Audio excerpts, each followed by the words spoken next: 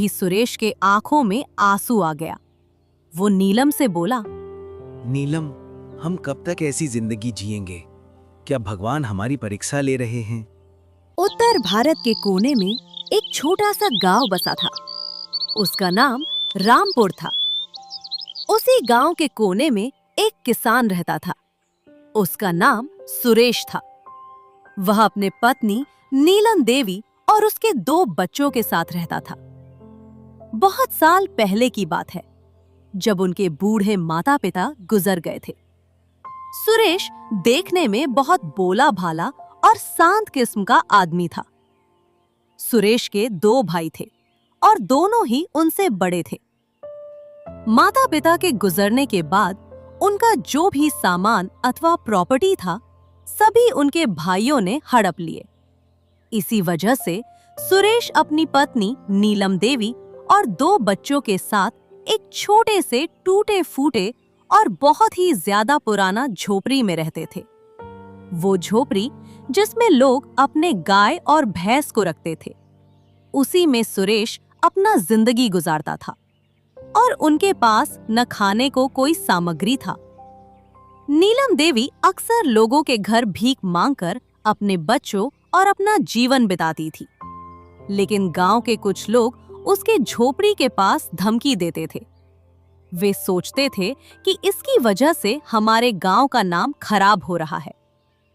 और सुरेश जो था, वह लोगों के खेतों में काम करता था और बदले में उसको एक टाइम का खाना मिलता था और थोड़ा बहुत अनाज, जिससे उनका गुजर बसर होता था।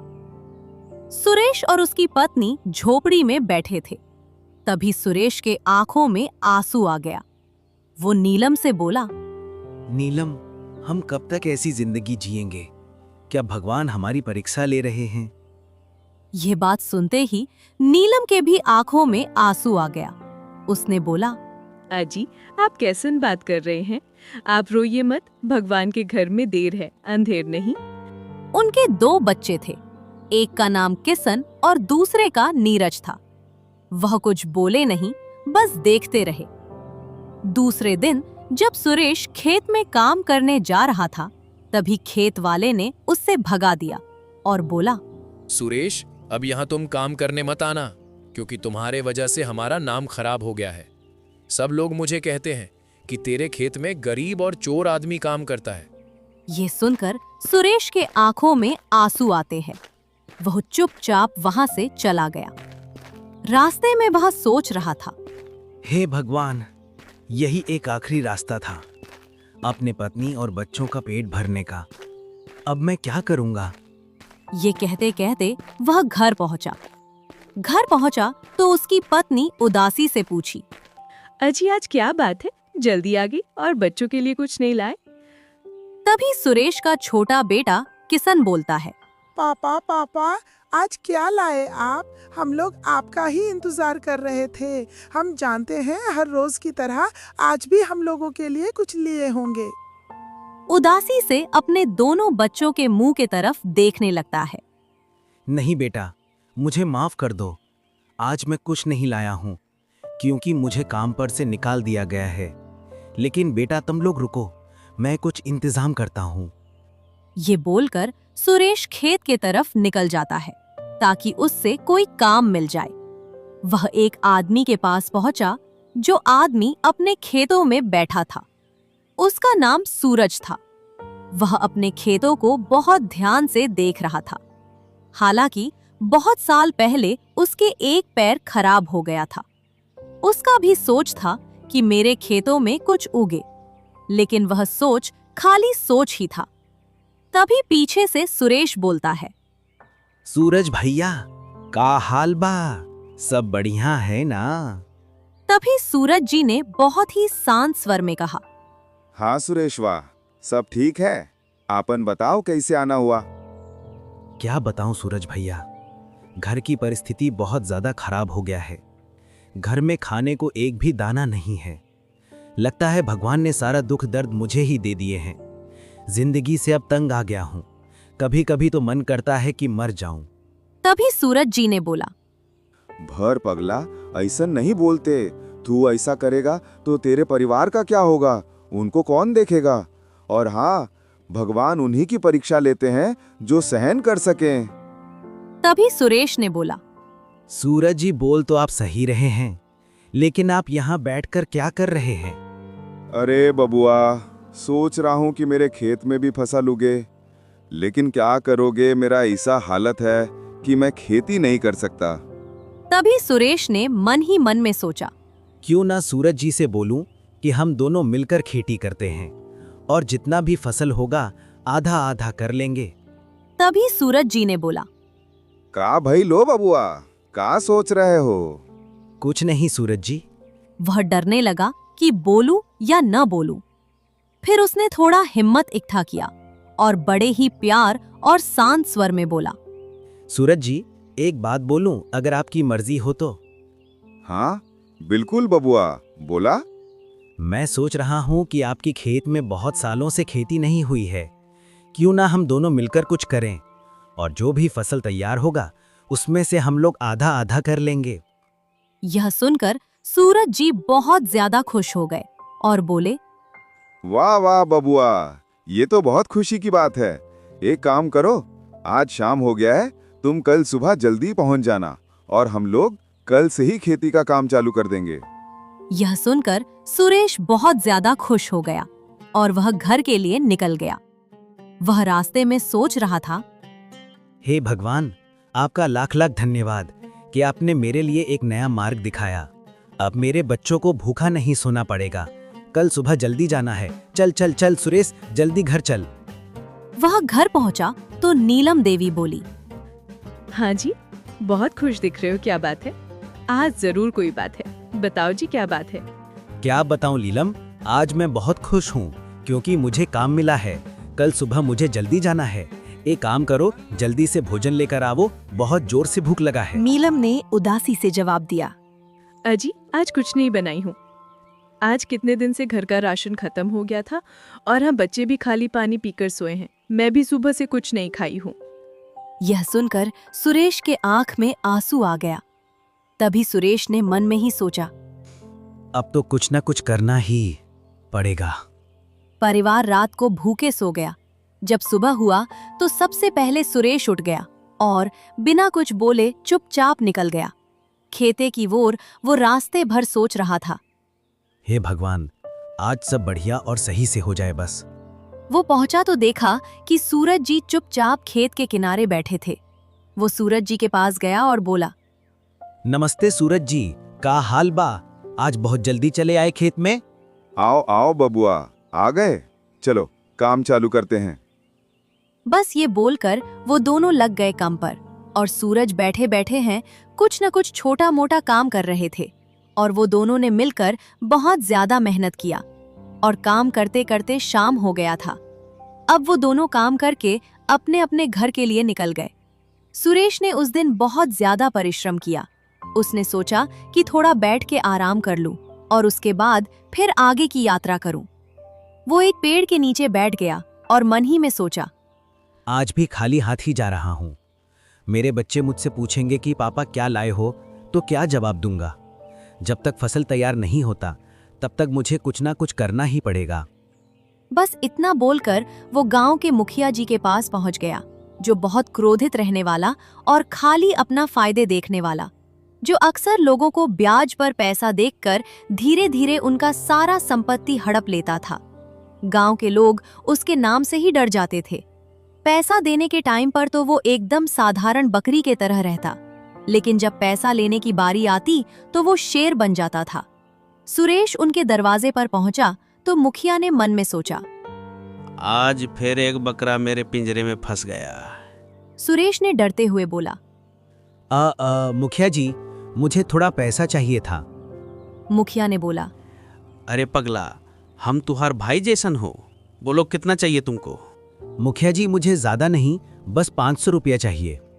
मुखिया मन में ही सोचा, बेटा मुखिया, दिमाग लगा थोड़ा, ये बहुत भोला भाला लगता है, इसको तो कैसे न कैसे फंसाना ही होगा।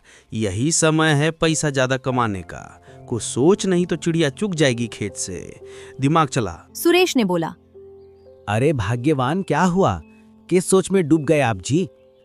अरे अरे कुछ ना बाबूजी, बस यही सोच रहा था कि 500 में क्या होगा, कम से कम 10,000 या 15,000 ले लो। देखो आजकल समय बहुत ज़्यादा खराब हो गया है, अगर कुछ तुमको इमरजेंसी काम आ जाए तो क्या करोगे? सुरेश ने मन ही मन में सोचा। अगर इनसे इतना ज़्यादा पैसा ले लूंगा तो कैसे ब्याज दूंगा? अच्छा मुखिया जी, 10,000 का ब्याज कितना लोगे? मुखिया ने बोला। अरे बबुआ, तुमसे का कमाना, सबसे मैं 12% लेता हूँ, तुम खाली मुझे 10% देना बस। सुरेश सोच में पड़ गया। अरे बाप रे, इतना ज़्यादा ब्याज मैं तो अपने पूरे जिंदगी में भी नहीं भर पाऊंगा। अब मैं क्या करूं? लेकिन मैं अपने परिवार के लिए कुछ भी करने को तैयार हूं। मैं और नीलम तो भूखा रह लेंगे, लेकिन मेरे बच्चों का क्या? मुखिया जी ने बोले। अरे का भवा बबुआ, क्या सोच रहे हो? इतना मत सोचो, मैं खाली तुम्हारे लिए 10% किया हूँ, नहीं तो मैं कम नहीं करता हूँ ब्याज। और सुनो, तुम अपने आदमी हो, आराम से भरना, कोई दिक्कत वाली बात नहीं है। ठीक है मुखिया जी, 10,000 दे दीजिए, लेकिन हाँ, अब मैं आराम आराम से ब्याज दूंगा। इतना बोलकर सुरेश चुपचाप बाजार की ओर निकल गया। उसने सबसे पहले कुछ हरा भरा घर के लिए सब्जी लिया और रोज लगने वाला राशन लिया। वो घर आया तो देखा बच्चे उदास बैठे थे। तभी बच्चों ने सुरेश को देख लिया। जो छोटा बच्चा था उसका नाम किशन था और जो बड़ा था उसका नाम नीरज था।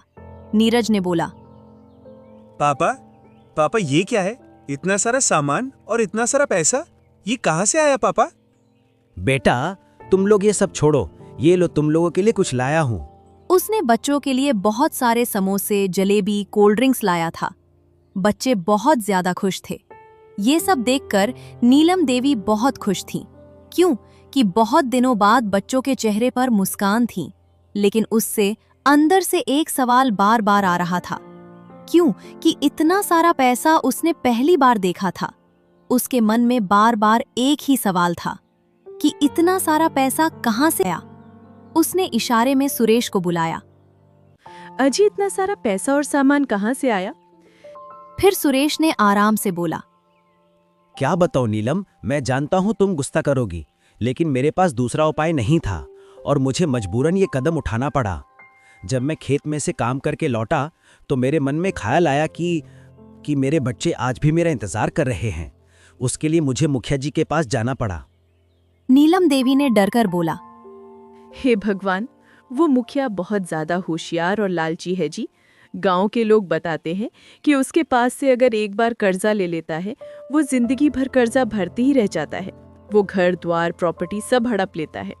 अरे पगली, मेरे ऊपर भरोसा रख, मैं बहुत जल्दी ही सब हिसाब मुखिया जी का चुका दूंगा। और हाँ, खाली फसल तैयार हो जाने दे। सूरज जी ने बोला है कि जो भी खेत में फसल होगा उसे दोनों आधा आधा कर लेंगे। वो सब छोड़, देख राशन लाया हूँ, बच्चों के लिए कुछ अच्छा मसालेदार बना दे, बहुत दिन से मेरे बच्चे भूखे हैं। इतना बोलकर सुरेश फिर अपनी फसल को देखने खेते की ओर निकल गया। वह देखा कि फसल बहुत ही अच्छा हुआ था। छोटे छोटे दाने के अंदर से हरा भरा पत्ता आ गया है। सुरेश वहीं बैठकर अपने फसल को बहुत ध्यान से देखने लगा। उसने बोला, हे भगवान, लगता है आपने मेरी बात सुन ली। इस बार फसल बहुत अच्छा हुआ है। अब सूरज जी के घर जाता हूँ और उनको खुशखबरी सुनाता हूँ।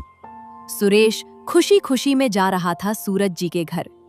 जब सुरेश उनके दरवाजे पर पहुंचा तो सूरज ने उसे नजरअंदाज कर दिया। उसके बाद उल्टा सुरेश ने बोला, अरे अरे सूरज जी, बहुत ही खुशखबरी का समाचार लाया हूँ। सूरज पहले तो बहुत अच्छा था, लेकिन जब से उसके खेत में फसल अच्छा हुआ तब से उसके मन में लालच समा गया।